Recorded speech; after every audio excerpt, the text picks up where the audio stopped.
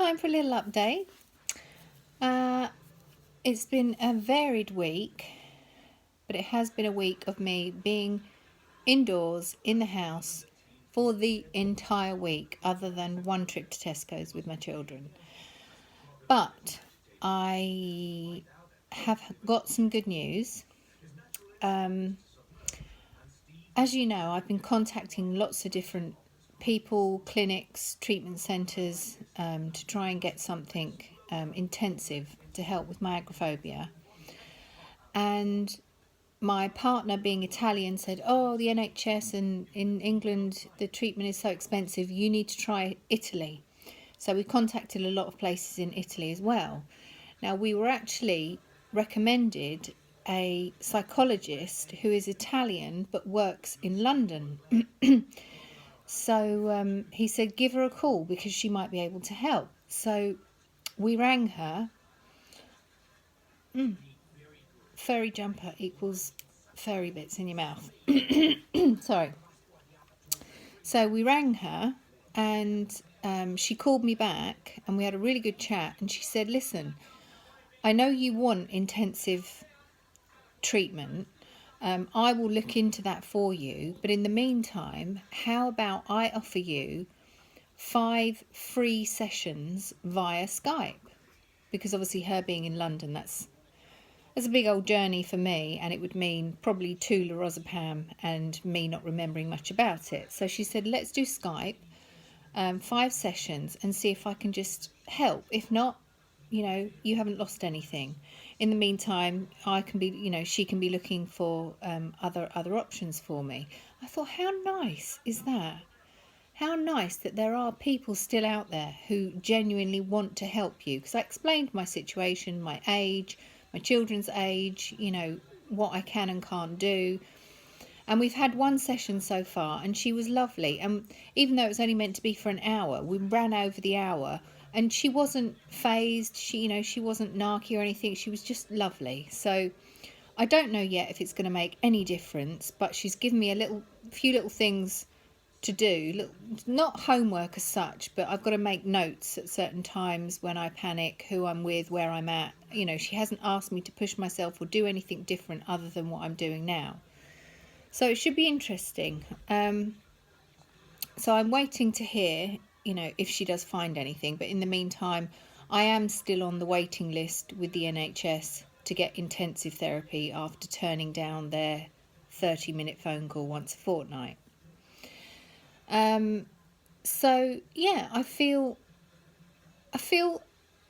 pretty good. It's not exactly what I wanted, but I've got nothing to lose by doing it, and her approach is not CBT. She made a point of saying that everyone in the UK, and I agree, even if you look online, everyone is gold. Their goal seems to be CBT all the way. Now, there are other ways of tackling, phobias and fears and things. It doesn't always have to. I know there is definitely a place for CBT, and I've done 2 courses. So I know it can be helpful, but it's maintaining. It's very hard to maintain. So we'll see what her approach turns out to be, but I don't think it's going to be the CBT avenue. So yeah, and then today, after having the entire week at home, I thought, do you know what? I am going to take a lorazepam and I'm going to get all the jobs done out of the house that I wanted to get done, going to the dump, getting my nails done, having a haircut, taking my son for a haircut, popping to see my partner during his break to give a parcel to him. Lots of little things, and it's just nice to be out and about, not be worrying, not be stressing. I mean, without lorazepam, I can't go and get my nails done. I can't sit through an appointment. I can't go for a haircut without lorazepam. I can't go to the dentist without lorazepam. I just can't sit through appointments, because once I sit down, the cogs start turning and turning. And before you know it, I've convinced myself I'm going to be sick, or I need the toilet, or I'm sweating, or I look different, or people are going to notice. I'm going to look strange. I'm going to freak out. I'm going to walk out halfway through treatment with a hole in my tooth or half a set of nails. So it's so nice to have the option to be able to take something that you know is going to see you through, and you can actually experience what it's like for other people to just do things without even thinking about it. How lovely must that be? You know, when I watched a program, I mean, it's not really relevant as such, but it is in a way. I watched a program last night, Rich House, Poor House, where a rich family swaps houses and a weekly budget with people who live in a poor house. And just seeing them getting picked up in the car with their bags and going off to a house where they don't know where they're going, they don't know how far away it is, and they're all completely relaxed and just intrigued and interested and excited about what they're going to find, what they're going to arrive at. I'd be a wreck. I mean, number one, getting in a car with someone else driving and a whole bunch of other people, you know, I couldn't do it. I couldn't do it. And it just made me think how lovely it must be to be able to do things like that. You know, another example is my partner has got to go to Italy to go and sign something to do with his daughter. They need his signature, and so the other day he just booked a flight to Italy. He's going to be there, I think, one day, and then he's got to fly back because of work commitments. But to him, other than being inconvenient, it's no big deal. It's really no big deal to him. He won't think twice as long as he's got his phone, headphones, get on the plane. What's in his words, what's the problem? What's the problem? You know, he doesn't, as much as he tries, he does not understand the way my brain works. My brain is in overdrive all day, every day. I could be sat at home doing nothing, which probably is the worst thing, because that's when you've got the time to overthink and worry about stuff. The only other thing that's gone on recently, it's not really gone on, but it's something that's become apparent, and I'm really not sure what to do about it. I don't know if I told you, but venlafaxine is very, very good for PMT. And I didn't even know I suffered from PMT because I've been on venlafaxine for so long.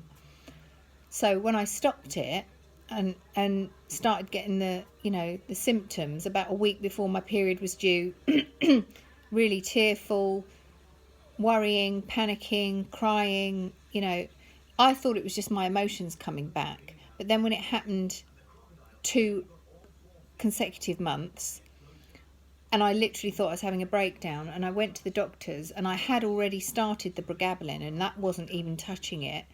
She said, I suggest you go on the mini pill. She wouldn't give me the combined pill because in the past I have had migraines. So she said, no, you need to go on the mini pill. And I don't know if it's really agreeing with me. I just feel, tell me if there's anyone else, I'd love to hear from you. If there's anyone else out there who's on the mini pill who feels this way, I feel constantly bloated, like really bloated. I can eat nothing and I feel bloated. And of course, when I do eat, I then feel extra bloated. It's really, really uncomfortable. And I know that she told me the way the mini pill works is it thickens the lining of your womb so that nothing can attach and start growing in there. And I don't know whether that's what the feeling is, but it's horrible. It's a bit like your body wants to have a period. That's how it feels to me. You start getting sore boobs and you start getting almost period pains and backache, like you're going to have a period, and no period arrives, and the symptoms just continue. That they start to go off, then they come back. But this bloating is really getting on my tits. And it makes you feel fat. You lose your confidence when you're due on. You get all hormonal, and you put clothes on. It takes you 5 outfits to find something you're actually happy to leave the house in because you feel ugly or you feel fat. And I've been doing that, and I'm like, no, I don't need any extra hassle in my life. I really don't. So anyway, to be grateful, today has been a good day. I got lots done. and hopefully I'm going to enjoy my evening as well. I mean, I'm on my own now. One son has gone off with his dad to watch fireworks. The other son has taken himself off to the Sum house, to the computer and the gadgets, and that's where they live practically. So I'm in the house on my own until my other half finishes his shift. So he'll be round about, I don't know, 9:30, 10. So I'm going to have a glass of wine, and I might do a little bit of work and then enjoy Big Brother, because it is eviction night. So yeah, I'm boring you. I know I'm boring you now. I'm rambling. Sorry. I need to stay on the subject. So yeah, Pregabalin, still taking it, 300 milligrams a day. I think it takes the edge off. I wouldn't say it's a miracle cure. Whether I should be on a higher dose, I don't know. The psychiatrist did suggest upping to 600, but it scares me because a lot of people have written to say, do you know how hard it is to come off Pregabalin?